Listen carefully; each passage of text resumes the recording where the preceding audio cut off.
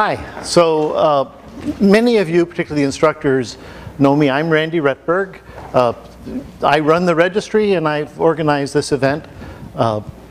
When you send your parts, you send them to my gang, you put it in my freezer, it's all very good. I'd like to thank all of you for coming. There's a lot of people who have put a lot of effort into coming here from very far away places, and we really appreciate that. You are, after all, what iGEM is about. I remind the people who are working on it, I've been reminding them for the past few days, that it's not about the party, it's not about the signs, it's about the teams. The teams have poured their hearts into synthetic biology for the summer, and I hope the reward is coming back. I feel like what we have here is an organization that's making 420 new synthetic biologists this year. And you're learning how to engineer biology, and I think that's going to be an important piece of understanding going forward. So there are a few logistical things I'd like to tell you about, so you're kind of ready for it. We have 3 auditoriums, so if you get tired of being here, you go to one of the other ones, that's okay. You can wander around. You should probably be here when your team is presenting. Okay, and if you wander around right before your team presents, the other members of your team are going to kill you. So pay attention to that part, but the rest, it's a free event. We're going to have the poster session at 5 o'clock. So you've made posters, I've seen them put up, they look really great. We'll have a reception, and then we're going to have a buffet dinner around 7 o'clock. Okay? After that, at 8 o'clock, 8 o'clock a little bit later, there's going to be a social event, a party. For the party, there'll be in the registration area, there'll be music, lights, sound, fun, all of that. On the other side, for those of you who are 21 and can prove it, okay, and by the way, it doesn't count to say, in my country, you only have to be 18, right? And MIT is very, very strict about this, okay? So, and I'm on the line, right? We went down to the town hall, and I have to carry around this thing saying, I think it's a warrant for my arrest. If anybody is drinking under 21, then I'm in big trouble. So if we want there to be an iGEM 2007, okay, remember the rules. The party is a private party in the sense that it's for our group, not just for everybody in Cambridge, but that's fine. It's for all of you and all the guests that are invited. It should be great fun. If you get tired of that, you can wander around Cambridge or Boston. There's a lot of other things to see. Excuse me. Tomorrow, if you have to check out, you can leave your luggage in our luggage room, which is across from room 123. The event tomorrow will be in Kresge Auditorium, which is a very short walk away from here. And that's a room where everybody can sit, but only one person can talk at a time, so we could not use that for all of these presentations. We'll have the award ceremony. Randy will give a talk. The top 3 finalists for the grand prize will give their talk again, because that grand prize talk might be in this room and the other people will have missed it. So they'll be giving it again.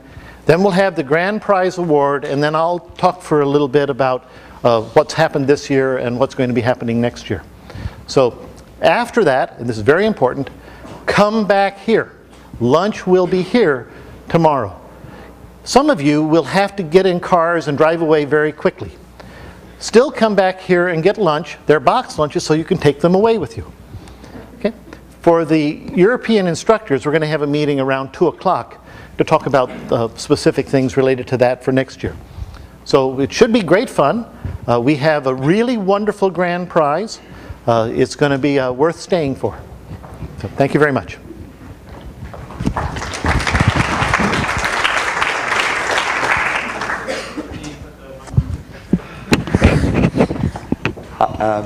Hi, my name's James Brown, and this is Melissa Lee. And about a year ago today, we were sat where most of the undergrads are right now. We both competed in iGEM 2005, myself for the Cambridge team, Melissa for Berkeley. And it seems a long time ago now we're stood in front of you guys talking about this. But it really is an amazing program, and we're hopefully going to share with you the next stage in that, which was the very first ambassador program for iGEM. we were lucky enough to be asked and be involved in this, and it's been a real privilege and an amazing experience for all of us. And we're going to give you a little sample of it. And we know that we've probably met most of you on our visits and said hi, and that is a big part of the program. But there's also stuff that goes on behind the scenes that you probably didn't realize was done by the ambassadors. And we want to give you a taste for that. We want to hopefully say what the program's done for iGEM, and we're going to also touch on the personal experiences and what it's done for us as people very briefly at the end as well.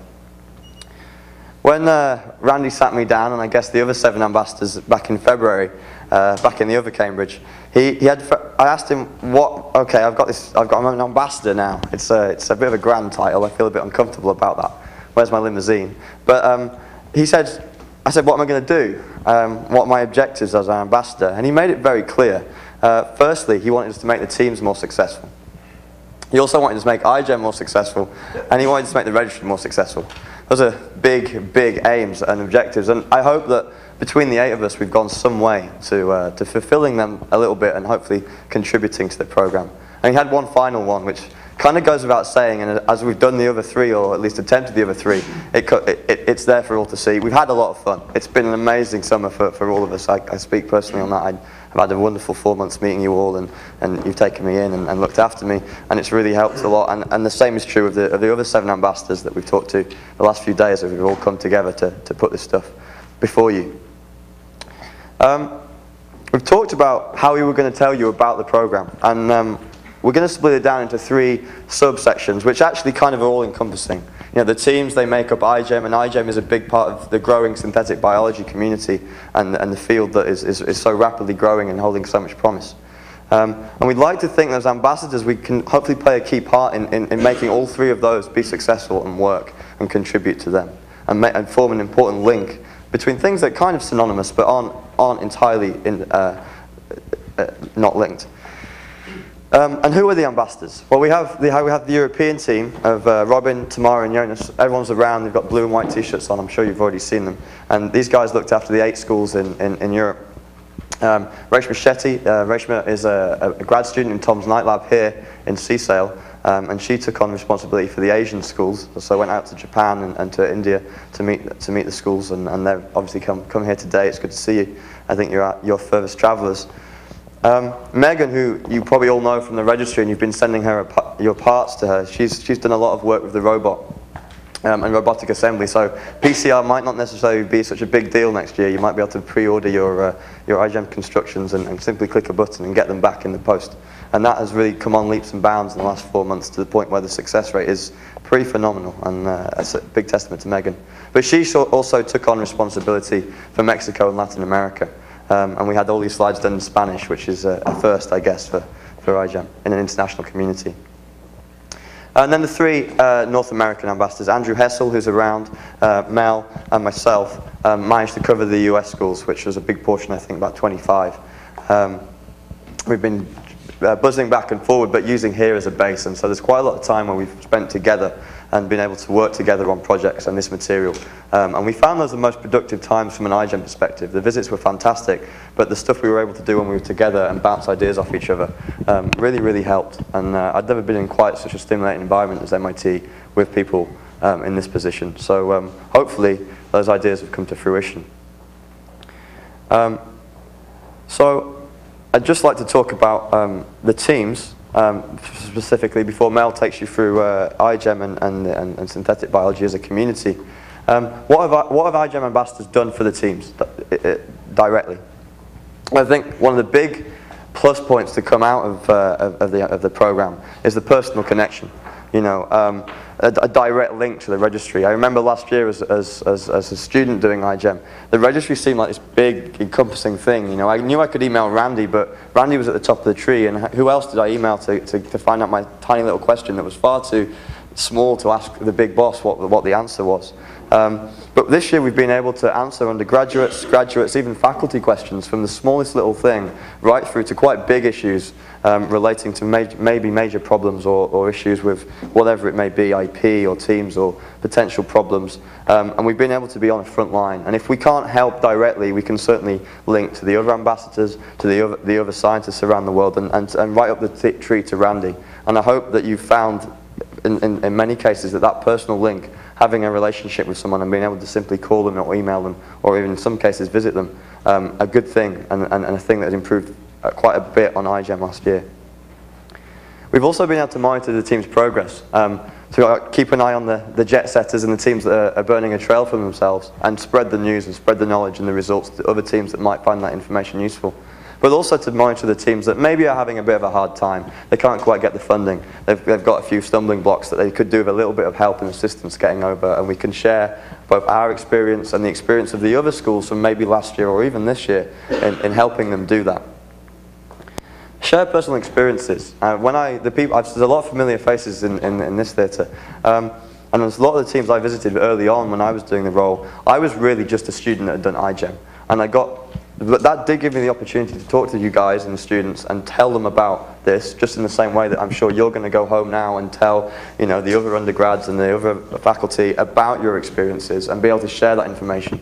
And I hope it was quite reassuring to maybe see last year's presentation, or to hear about what the Jamboree's like, or to hear about the potential problems and realise that you're not alone in not getting ligations to work, and that, you know, you can have these grand designs but they don't always come to fruition. But that's not a bad thing, because it's very much the programme as opposed to just the science.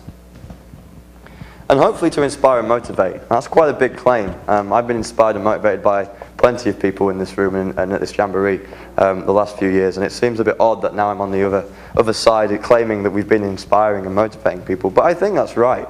It's been really touching and quite a privileged position to go and visit people, and especially in an undergraduate case, be the catalyst, be the spark, tell them that one piece of information that you got from someone else, or to give a presentation with a few ideas of abstraction or whatever it may be, and to provide that spark and see how that has inspired and motivated people. I had one guy who was so excited when I told him this one thing about the registry that he actually ran out of the room to go to the lab, and we were halfway through a presentation. But that has been a big thing, and I think the final point is the support of the rookie teams. Personally, I had a wide spectrum of background and history. Quite a few teams that are well established have actually synthetic biology labs working, and some teams that have never done iGEM and never done synthetic biology. And the same was true, it came from all the ambassadors, that the rookie teams were really helped by having someone there to talk about the basic principles, to talk about last year, to put them in touch with people that really did know what they were talking about, and were able to give them that kickstart, if you like, into the program. And so, I guess the very cheesy way of putting all this is that we've come up with the 3 M's of what the ambassadors do for the teams. The mentor, the messenger, and the motivator. And we hope that kind of very succinctly sums up what the ambassador program can provide for the teams competing in iGEM. And Mel's going to take over now and talk about both iGEM and synthetic biology. So hopefully you've interacted with at least one of the ambassadors socially, so you know that we serve kind of a social function. But there's also a lot of things that you might not know that we do kind of behind the scenes. And this is what we like to refer to as the iGEM program development. So one of our big pushes in this program development was developing the wiki. So the wiki is present on both the iGEM wiki and the registry wiki, and this is the backbone of what we do. So we not only did content work, but we also did the structure of the wiki itself. And if you have at all been checking the registry somewhat frequently over the last few months, you've seen that there have been some really huge changes. And so I think the most eloquent descriptor of this can be seen in, this is a screenshot of what the registry used to look like in April. And here's a screenshot of what it looks like now. And this is, of course, just the tip of the iceberg. There's a lot more content and information involved in each registry and each wiki page. So apart from that, another one of our goals was to develop the relationships between the teams themselves. So while it's really easy to bond with your lab members that you see every day and you're familiar with them and you do work with them, it's pretty hard to get to know the other teams that are around on the other side of the world, on the other side of the country, or what have you. So one of the things that we'd like to do, and we've been trying to do, is to get teams to relate better to each other. And so the way that we tried to do this was through regional meetups, which we'd like to have a lot more of next year, and through kind of just facilitating team interactions. So for example, one of the teams that we found worked with magnetic bacteria. There was also another team in a different school who did the same kind of work. And so we kind of told them about each other so that they could exchange notes, and apparently that was pretty helpful. So here's just some pictures from some of the team meetups that have gone on. We're hoping to get more as we move on and that we have more teams established for sure so that we can kind of organize these things in advance. So we have real Cambridge on the left and new Cambridge on the right. So what else do we do? We've also done a lot of image development. And what does this mean? So we really need to put out iGEM as a brand. And the reason for that is because, as I'm sure all of you have found out, funding is a pretty important thing. So having things like brochures, having the newsletter, having the external website, and photos and videos are really important in letting people know about what it is we do and why it's important. And I know all of you know that, but it's kind of a little more difficult to get the layman to find out what it is we do and why it's great. So here's kind of an example of the now omnipresent iGEM 2006 logo and James's lovely site that he made for iGEM 2006. So hopefully those will help you guys in future years when you're building a foundation of funding and support for your iGEM programs. So finally we have this kind of nebulous concept of we as ambassadors worked on concept development and new perspectives. So I think we have examples of that. So as James told you about earlier, we had Megan developing the robot. So hopefully the robot will make it possible so that in the future we could have all automated assemblies so you guys don't have to slave over a hot PCR all night. So another thing that we're working on is an iGEM starter kit for novice teams. Not just novice teams, but for people who are coming onto teams who don't have a very strong biology background. I know that one of the things that we support in our teams is a really diverse background of people. So we like to have electrical engineers, mechanical engineers, but it's hard to get into biology, so we'd like to have something to help start people out. And finally, we also need to scale up the competition with every year. We're consistently amazed by the amount of growth that iGEM goes through. Just last year we had only 13 schools and now we have something closer to 30. So scaling up is a big deal.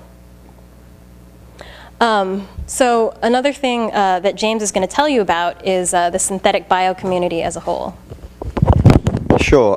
I don't want to make too many points about this because it kind of is all-encompassing in the sense that this is the synthetic biology community. You're all here today, really. I don't know if I'm wrong in saying I know SP 2.0 was a wonderful event. I think there might potentially be more synthetic biologists here right now today.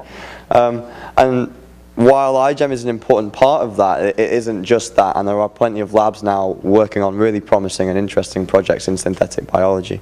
But iGEM can be a part of that and can be a catalyst to that, and a source of students, a source of inspiration, and a chance to try things out that funding and research councils certainly wouldn't let you do if you had to write pages and pages of grant proposals. So there's been a few points about this.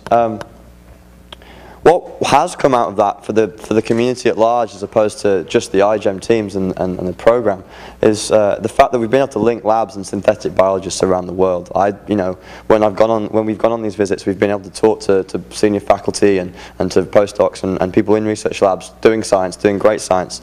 And it just so happens that the guy that we saw the week before or the month before is working on very similar things, or is working on something that would be really useful to know. And we've been able to, in many cases, to connect those people and be the bridge, if you like, between that, completely aside from the iGEM project, completely aside from what the team was actually doing. And I guess that moves on to say we hopefully, in a small way, have potentially encouraged collaborations in research projects in synthetic biology.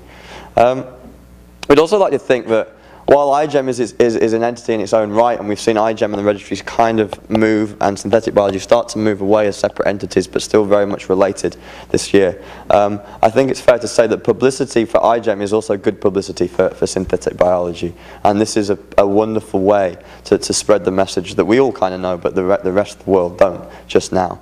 And you'd hope that the publicity we're doing is for the good of the community as well as just the iGEM program.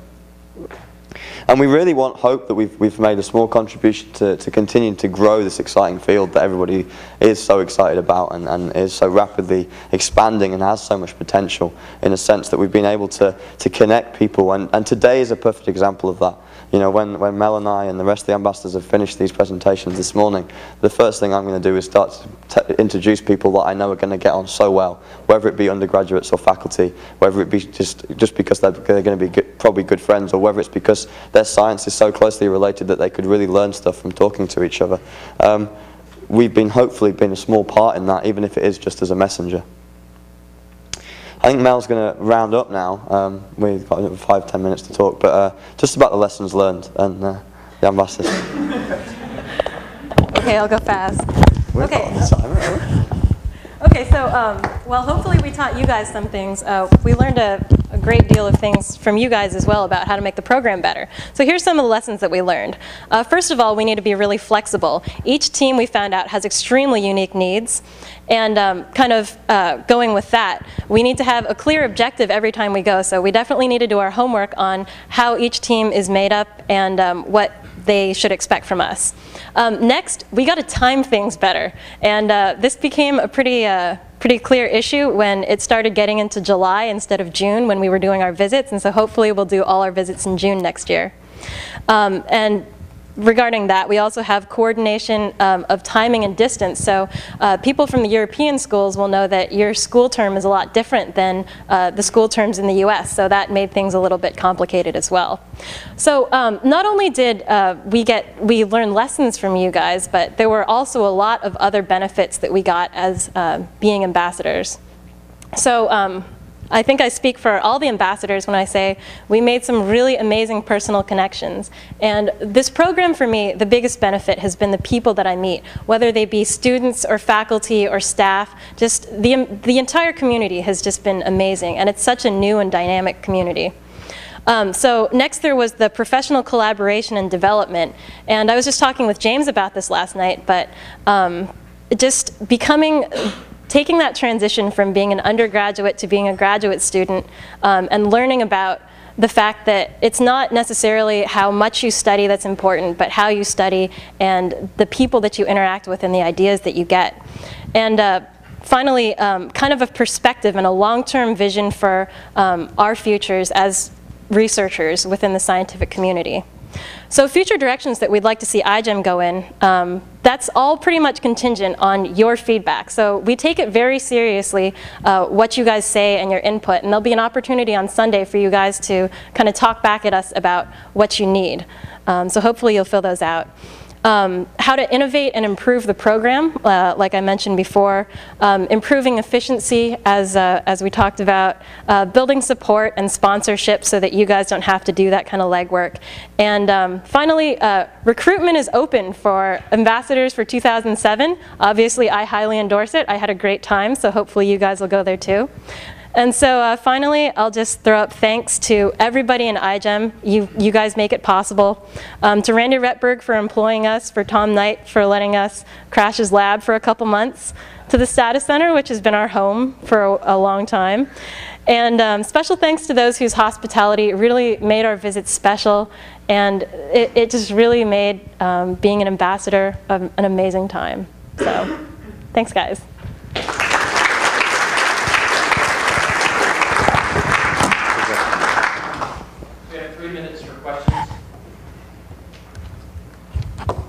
Sure.